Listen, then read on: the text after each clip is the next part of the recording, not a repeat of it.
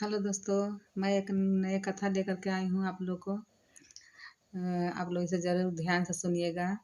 एक 7-8 साल की लड़की थी, छोटी सी थी और उसकी माँ थी। वो बहुत भूखी प्यासी रहती थी, फूस के घर में रहती थी, घास का बना करके। उसके दरवाजे पर किसी दिन एक लोग दस्तखत दिए। बोले, बेटी मुझे मिठाई चाहिए, खाना चाहिए भरपेट। और आप तो आई दरवाजे पर तो देखी कोई नहीं था, चिट्ठी पाई। तो करे, क्या हुआ बेटी, तुम वापस आ गई? हाँ माँ, कोई नहीं था। तो फिर दूसरे दिन वो लोग बाजार जाने लगी।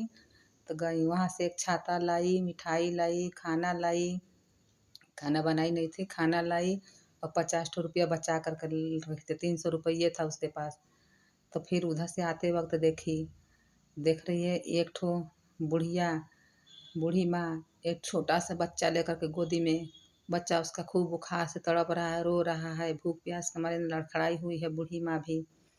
तो वहाँ से आई तो अपनी माँ को भेज दी घर कि माँ तुम घर जाओ, मैं आ रही हूँ।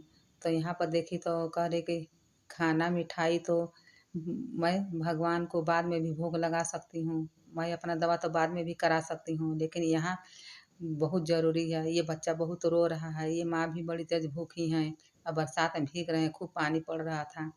तो वो छाता भी दे दी बूढ़ी माँ को, बच्चा के लिए दे दी, मीठा उठा भी दे दी। वो आपकी माँ आप खा लेना। और 50 रुपया बचा था तो उसको दे दी कि माँ ले जाकर आप इससे, बूढ़ी माँ से बोल रही थी, आप इसे ले जाकर के दवा कराना, दवा करा कर के बच्चे को अपने घर ले जाना। तब फिर घर आई। तो उससे भगवान बोले थे, बेटी मैं तुमसे बहुत जल्द ही मिलने वाला हूँ और जल्दी मिलूँगा। तो घर पर आई तो माँ से बोली, माँ घर पर कोई आया था क्या? भगवान मेरे आए हैं, मैं मिठाई लेने के लिए गई थी, मिठाई लेकर के आ गई भगवान को देने के लिए। तो कह रहे हैं कि नहीं बेटा, यहाँ पर तो कोई भी नहीं आया था।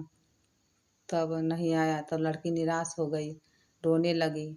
वहाँ पर जब चिट्ठी उनका मिला था, लिखा था, तो रोने लगी। तो फिर उस चिट्ठी को पढ़ रही है, बेटी तुम रो मत, तुमने जो प्रसाद दिया है, मिठाई लाई थी, मैं खा कर तृप्त हो गया, छाता भी मैंने ओढ़ लिया और मैंने दवा भी करा लिया। तो लड़की कह रही है, तो मन में सोच रही है, ये तो मेरे भगवान दीनानाथ थे, भगवान भोलेनाथ थे। और कह कर के रोने लगी।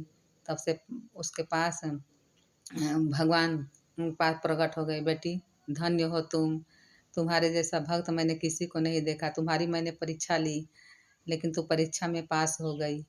धन्यवाद, नमस्कार। आप लोग को कैसा लगा ये कहानी ज़रूर बताइएगा। नेक्स्ट वीडियो में फिर मिलते हैं।